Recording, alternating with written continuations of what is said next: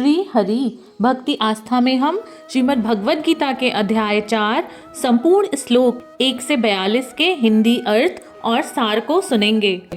1, 2, 3। श्री भगवान बोले, मैंने इस अविनाशी योग को सूर्य से कहा था, सूर्य ने अपने पुत्र वैश्वत मनु से कहा और मनु ने अपने पुत्र राजा इक्ष्वाकु से कहा था। हे परंतप अर्जुन, इस प्रकार परंपरा से प्राप्त इस योग को राजर्षियों ने जाना, किंतु उसके बाद वह योग बहुत काल से इस पृथ्वी में लुप्त प्राय हो गया है।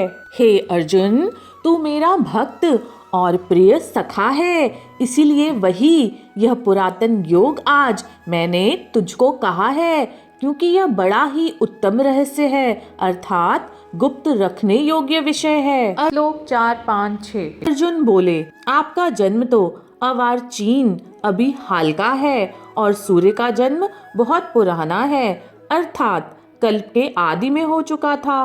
तब मैं इस बात को कैसे समझूं माधव कि आपने ही कल्प के आदि में सूर्य से यह योग कहा था। श्री भगवान बोले, हे परतप अर्जुन, मेरे और तेरे बहुत से जन्म हो चुके हैं, उन सबको तू नहीं जानता, किंतु मैं जानता हूँ। मैं अजन्मा और अविनाशी स्वरूप होते हुए भी तथा समस्त प्राणियों का ईश्वर होते हुए भी अपनी प्रकृति को अधीन करके अपनी योग माया से प्रकट होता हूँ। श्लोक 7, 8, 9। हे भारत, जब जब धर्म की हानि और अधर्म की वृद्धि होती है, तब तब ही मैं अपने स्वरूप को रचता हूँ, अर्थात साकार रूप से लोगों के सम्मुख प्रकट होता हूँ। साधु पुरुषों का उद्धार करने के लिए, पाप कर्म करने वालों का विनाश करने के लिए और धर्म की अच्छी तरह से स्थापना करने के लिए मैं युग युग में प्रकट हुआ करता हूँ। हे अर्जुन, मेरे जन्म और कर्म दिव्य अर्थात निर्मल और अलौकिक हैं। इस प्रकार जो मनुष्य तत्व से जान लेता है, वह शरीर को त्याग कर फिर जन्म को प्राप्त नहीं होता, किंतु मुझे ही प्राप्त होता है। श्लोक 10, 11, 12। पहले भी जिनके राग, भय, क्रोध सर्वथा नष्ट हो गए थे और जो मुझ में अनन्य प्रेम पूर्वक स्थित रहते थे, ऐसे ही मेरे आश्रित रहने वाले बहुत से भक्त उपयुक्त ज्ञान रूप तप से पवित्र होकर मेरे स्वरूप को प्राप्त हो चुके हैं। हे अर्जुन, जो भक्त मुझे जिस प्रकार भजते हैं, मैं भी उनको उसी प्रकार भजता हूँ, क्योंकि सभी मनुष्य सब प्रकार से मेरे ही मार्ग का अनुसरण करते हैं। इस मनुष्य लोक में कर्मों के फल को चाहने वाले लोग देवताओं का पूजन किया करते हैं, क्योंकि उनको कर्मों से उत्पन्न होने वाली सिद्धि शीघ्र मिल जाती है। श्री भगवान बोले, ब्राह्मण, क्षत्रिय, वैश्य और शूद्र, इन 4 वर्णों का समूह गुण और कर्मों के विभाग पूर्वक मेरे द्वारा रचा गया है। इस प्रकार उस सृष्टि रचनादि कर्म का कर्ता होने पर भी मुझ अविनाशी परमेश्वर को तू वास्तव में अकर्ता ही जान। कर्मों के फल में मेरी स्पृहा नहीं है, इसीलिए मुझे कर्म लिप्त नहीं करते। इस प्रकार जो मुझे तत्व से जान लेता है, वह कभी भी कर्मों से नहीं बंधता। श्लोक 15, 16, 17। पूर्व काल में मुमुक्षुओं ने भी इस प्रकार जानकर ही कर्म किए थे, इसीलिए तू भी पूर्वजों द्वारा सदा से किए जाने वाले कर्मों को ही कर। कर्म क्या है और अकर्म क्या है, इस प्रकार इसका निर्णय करने में बुद्धिमान पुरुष भी मोहित हो जाते हैं।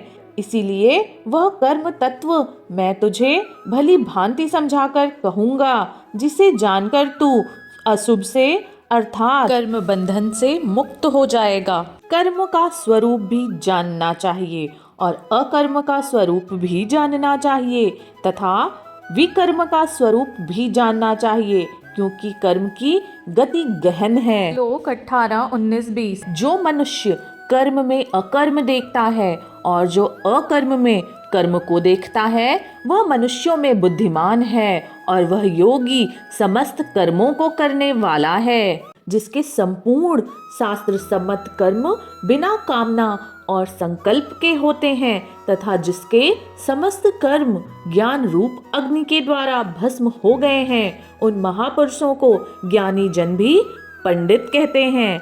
जो पुरुष समस्त कर्मों और उनके फल में आसक्ति का सर्वथा त्याग करके संसार के आश्रय से रहित हो गया है और परमात्मा में नित्य तृप्त है, वह कर्मों में भली भांति बरतता हुआ वास्तव में कुछ भी नहीं करता। श्लोक 21, 22, 23। जिसका अंतःकरण और इंद्रियों के सहित शरीर जीता हुआ है और जिसने समस्त भोगों की सामग्री का परित्याग कर दिया है, ऐसा आशा रहित पुरुष केवल शरीर संबंधी कर्म करता हुआ पापों को प्राप्त नहीं होता। जो बिना इच्छा के अपने आप प्राप्त हुए पदार्थ में सदा संतुष्ट रहता है, जिसमें ईर्ष्या का सर्वथा अभाव हो गया है, जो हर्ष शोक आदि द्वंद्वों से सर्वथा अतीत हो गया है, ऐसा सिद्धि और असिद्धि में सम रहने वाला कर्म योगी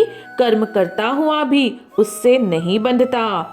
जिसकी आसक्ति सर्वथा नष्ट हो गई है, जो देहाभिमान और ममता से रहित हो गया है, जिसका चित्त निरंतर परमात्मा के ज्ञान में स्थित रहता है, ऐसा केवल यज्ञ संपादन के लिए कर्म करने वाले मनुष्य के संपूर्ण कर्म भली भांति विलीन हो जाते हैं। श्लोक 24, 25, 26। हे अर्जुन, जिस यज्ञ में अर्पण अर्थात श्रवा आदि भी ब्रह्मा हैं और हवन किए जाने योग्य द्रव्य भी ब्रह्मा हैं तथा ब्रह्मरूप कर्ता के द्वारा ब्रह्मरूप अग्नि में आहुति देना रूप क्रिया भी ब्रह्मा ही है, उस ब्रह्म कर्म में स्थित रहने वाले योगी द्वारा प्राप्त किए जाने वाले योग्य फल भी ब्रह्मा ही हैं। दूसरे योगी जन देवताओं के पूजन रूप यज्ञ का ही भली भांति अनुष्ठान करते हैं और अन्य योगी जन पर ब्रह्मा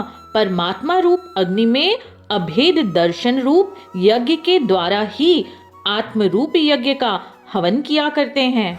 अन्य योगी जन श्रोत आदि समस्त इंद्रियों को संयम रूप अग्नियों में हवन किया करते हैं और दूसरे योगी लोग शब्द आदि समस्त विषयों को इंद्रिय रूप अग्नियों में हवन करते हैं। श्लोक 27, 28। दूसरे योगी जन इंद्रियों की संपूर्ण क्रियाओं को और प्राणों की समस्त क्रियाओं को ज्ञान से प्रकाशित आत्म संयम योग रूप अग्नि में हवन किया करते हैं। कई पुरुष द्रव्य संबंधित यज्ञ करने वाले हैं, कितने ही तपस्या रूप यज्ञ करने वाले हैं तथा दूसरे कितने ही योग रूप से यज्ञ करने वाले हैं और कितने ही अहिंसा आदि तीक्ष्ण व्रतों से युक्त यत्नशील पुरुष स्वाध्याय रूप ज्ञान यज्ञ करने वाले हैं। श्लोक 29, 30, 31। दूसरे कितने ही योगी जन अपान वायु में प्राण वायु को हवन करते हैं, वैसे ही अन्य योगी जन प्राण वायु में अपान वायु का हवन करते हैं तथा अन्य कितने ही नियमित आहार करने वाले प्राणायाम परायण पुरुष प्राण और अपान गति को रोककर प्राणों को प्राणों में ही हवन किया करते हैं। ये सभी साधक यज्ञों द्वारा पापों का नाश कर देने वाले और यज्ञों को जानने वाले हैं। हे कुरुक्षेत्र अर्जुन, यज्ञ से बचे हुए अमृत का अनुभव करने वाले योगी जन सनातन पर ब्रह्मा परमात्मा को प्राप्त होते हैं और यज्ञ न करने वाले पुरुष के लिए तो यह मनुष्य लोक भी सुखदायक नहीं है, फिर परलोक कैसे सुखदायक हो सकता है। श्लोक 32, 33, 34। इसी प्रकार और भी बहुत तरह के यज्ञ वेद की वाणी में विस्तार से कहे गए हैं, उन सबको तू मन इंद्रिय और शरीर की क्रिया द्वारा संपन्न होने वाले जान। इस प्रकार तत्व से जानकर उनके अनुष्ठान द्वारा तू कर्म बंधन से सर्वथा मुक्त हो जाएगा। हे परंतप अर्जुन, द्रव्यमय यज्ञ की अपेक्षा ज्ञान यज्ञ अत्यंत श्रेष्ठ है तथा यावन्न मात्र संपूर्ण कर्म ज्ञान में समाप्त हो जाते हैं, उस ज्ञान को तू तत्वदर्शी ज्ञानियों के पास जाकर समझ, उनको भली भांति दंडवत प्रणाम करने से, उनकी सेवा करने से और कपट छोड़कर सरलता पूर्वक प्रश्न करने से वे परम तत्व परमात्मा को भली भांति जानने वाले ज्ञानी महात्मा तुझे उस तत्व ज्ञान का उपदेश करेंगे। श्लोक 35, 36, 37। जिसको जानकर फिर तू इस प्रकार मोह को नहीं प्राप्त होगा। हे अर्जुन, जिस ज्ञान के द्वारा तू संपूर्ण भूतों को निशेष भाव से पहले अपने में और पीछे मुझ सच्चिदानंद घन परमात्मा में देखेगा, यदि तू अन्य सब पापियों से भी अधिक पाप करने वाला है तो भी तू ज्ञान रूप नौका के द्वार से निसंदेह संपूर्ण पाप समुद्र को भी भली भांति तर जाएगा। क्योंकि हे अर्जुन, जैसे प्रज्वलित अग्नि ईंधनों को भस्मय कर देता है, वैसे ही ज्ञान रूपी अग्नि संपूर्ण कर्मों को भस्ममय कर देता है। श्लोक 38, 39, 40। इस संसार में ज्ञान के समान पवित्र करने वाला निसंदेह कुछ भी नहीं है। उस ज्ञान को कितने ही काल से कर्म योग के द्वारा शुद्धांतकरण हुआ मनुष्य अपने आप ही आत्मा में पा लेता है। जितेंद्रिय साधन परायण और श्रद्धावान मनुष्य ज्ञान को प्राप्त होता है तथा ज्ञान को प्राप्त होकर वह बिना विलंब के तत्काल ही भगवत प्राप्ति रूप परम शांति को प्राप्त हो जाता है। विवेकहीन और श्रद्धा रहित संशय युक्त मनुष्य परमार्थ से अवश्य भ्रष्ट हो जाता है। ऐसे संशय युक्त मनुष्य के लिए न यह लोक है, न परलोक है और न सुख ही है। श्लोक 41, 42। हे धनंजय, जिसने कर्म योग की विधि से समस्त कर्मों का परमात्मा में अर्पण कर दिया है और जिसने विवेक द्वारा समस्त संशयों का नाश कर दिया है, ऐसे वश में किए हुए अंतःकरण वाले पुरुष को कर्म नहीं बांधते। इसीलिए हे भरतवंशी अर्जुन, तू हृदय में स्थित इस अज्ञान जनित अपने संशय का विवेक ज्ञान रूप तलवार के द्वारा छेदन करके समत्व रूप कर्मयोग में स्थित हो जा और युद्ध के लिए खड़ा हो जा। भगवत गीता के अध्याय 4 के संपूर्ण श्लोकों के सार में श्री भगवान अर्जुन से यह कहते हैं कि भगवान का जन्म और कर्म दिव्य, निर्मल और अलौकिक है। संसार में ज्ञान के समान पवित्र करने वाला निसंदेह कुछ भी नहीं है। ज्ञान ही अत्यंत श्रेष्ठ है। जो मनुष्य सभी कर्मों को करता हुआ ज्ञान को अपने अंतःकरण में प्राप्त करके शुद्ध अंतःकरण को प्राप्त करता है, वह अपनी आत्मा में स्थित हो जाता है और सभी कर्मों को करते हुए फल की किसी प्रकार की इच्छा को ना करके अपनी आत्मा को ही संपूर्ण जान लेने वाला मनुष्य तत्व से यह जान लेता है कि परम ईश्वर के अलावा और कुछ भी सत्य नहीं है। वह शरीर को त्याग कर फिर जन्म को दोबारा प्राप्त नहीं करता और स्वयं परम ब्रह्मा परमात्मा को प्राप्त करता है।